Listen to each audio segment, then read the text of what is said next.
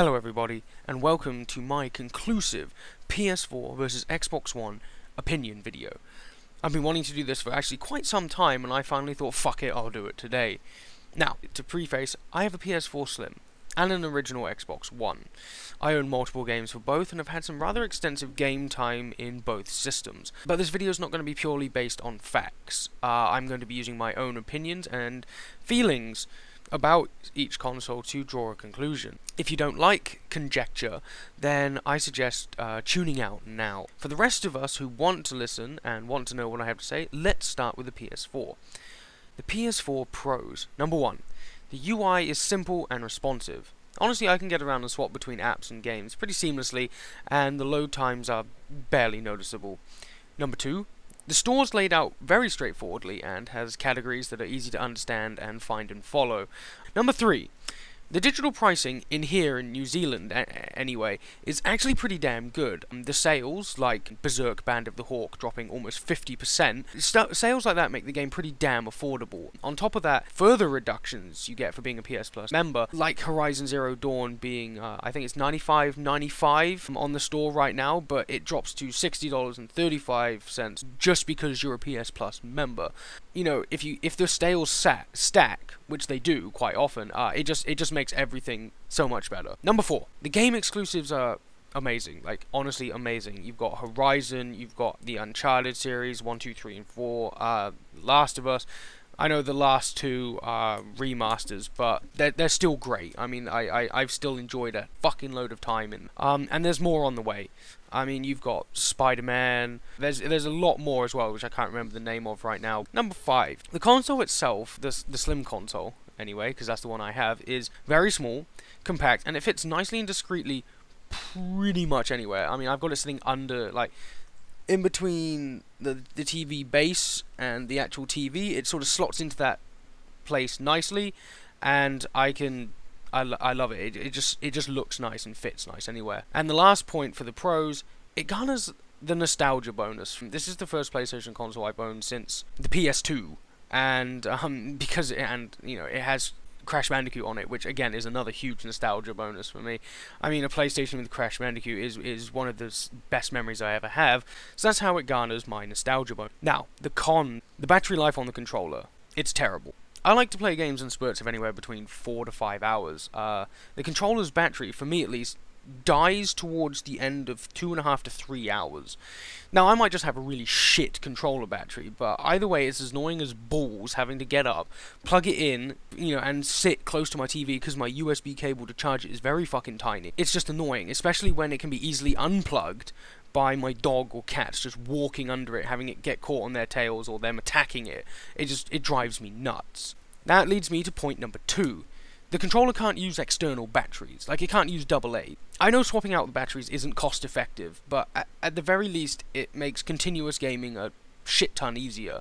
Number 3, I find the touchpad on the controller nice, but essentially pointless. I mean, the only thing I've ever used it for is to enter the names on the Crash Bandicoot local leaderboard for the time trial. That's it. In my opinion, they should have just added a single extra button. They should have kept start and select, and then don't have the touchpad and just added the share button, because I do find that quite useful. Just added the share button and left start and select how they were. Number 4, it's not backwards compatible.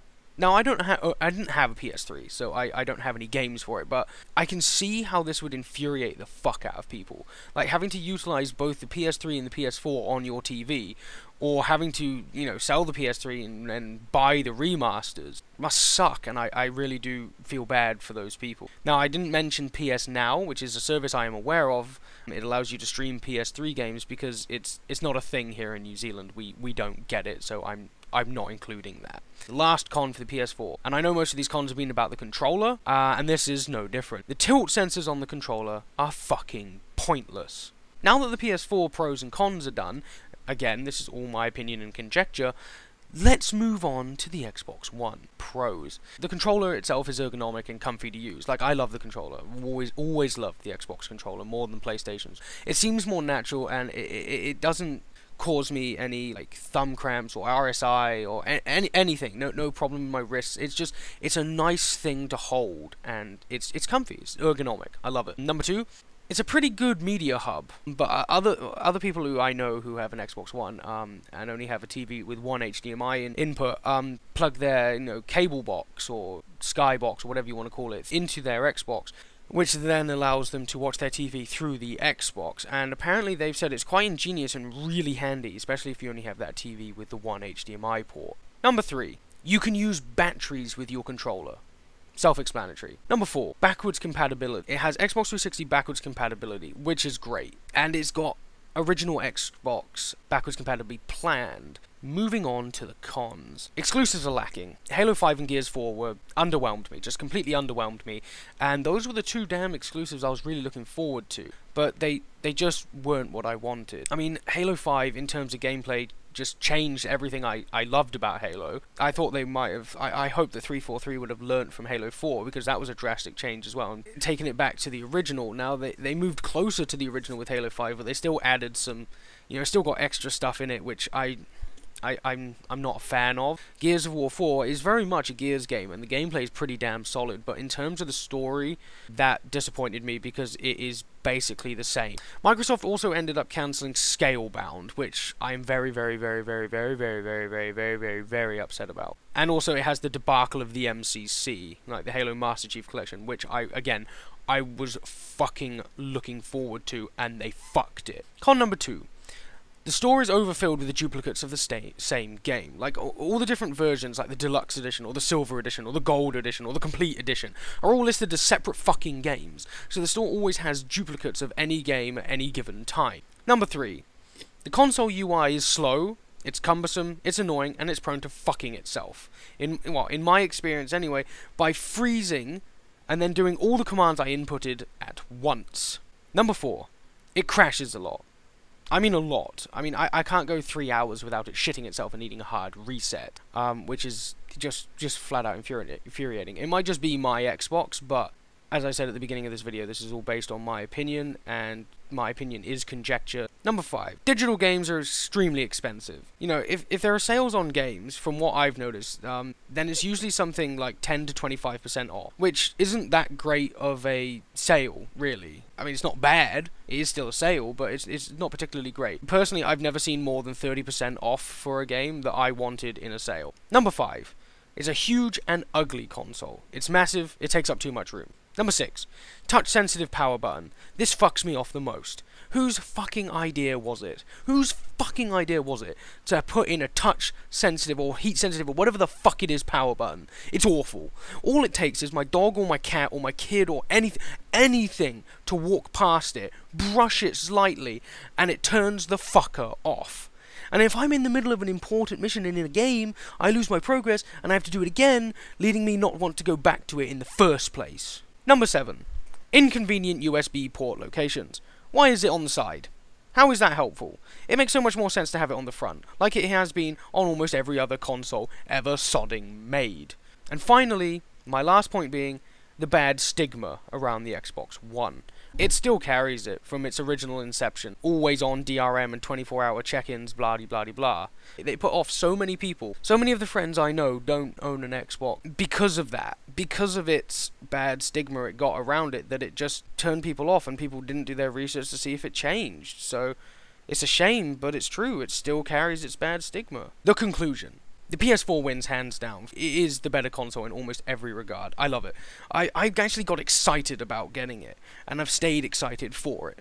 And I actually want to come home from work and play it, and I've been excited to finish work on time to do so. It's actually increased my productivity at work because I want to finish early, okay, to come home and play my PlayStation. I haven't felt that for my Xbox One since the damn first week I got it, and that's really the only deciding factor for me, is that my PS4 makes me excited to want to play it, whereas my Xbox One just sits there gathering dust, as nothing on it, nothing on the game, nothing on the console, and nothing about the console makes me want to turn it on and play it. And especially now with Microsoft saying they're bringing their first-party games to Windows 10, I just don't see the need of it anymore. Like, I just don't know why I have it. I'm tempted to shift it on to someone else, because I'm not getting any enjoyment out of it.